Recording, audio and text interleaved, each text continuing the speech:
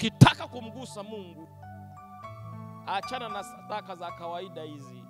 Kila siku unatoa ile ile, kila mwaka unatoa ile ile.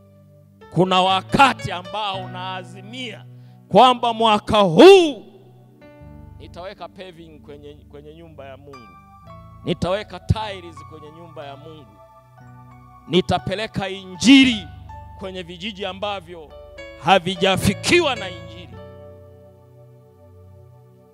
Unafanya kazi zako, unakusanya pesa, halafu unafanya kitu kwa ajili ya ufalme. Hiyo ni namna ya kwanza ya kumgusa Mungu. Bwana Yesu asifiwe sana. Lakini namna ya pili ambayo nilikufundisha ya namna ya kumgusa Mungu kwa kuwa baraka kwenye nyumba yake ni kuhusiana na mapato yako ya kila siku, ya kila mwezi. Ni kuhusiana na muda wako wa kila siku na wa kila mwezi, ambao Yesu au Mungu ananieleza jambo hilo katika Malaki ile sura ya 3 mpaka 10.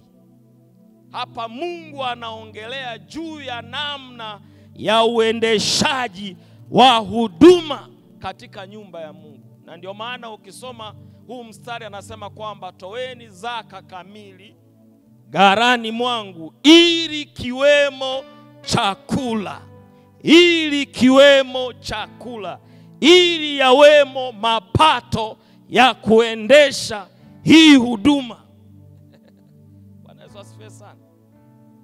Hiyo ni namna ya pili ambayo mtu anaweza kujikomiti, anaweza kuweka agano naye kwamba mimi nitafanya masaa 9, lile la 10 nitaenda kushinda kanisani.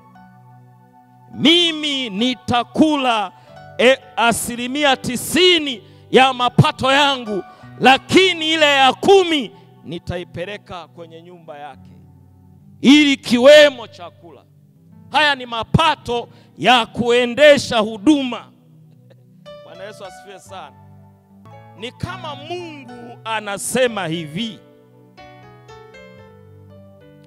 ukinipa kidogo ulicho nacho, nitakupa kile nilicho nacho kisichoisha.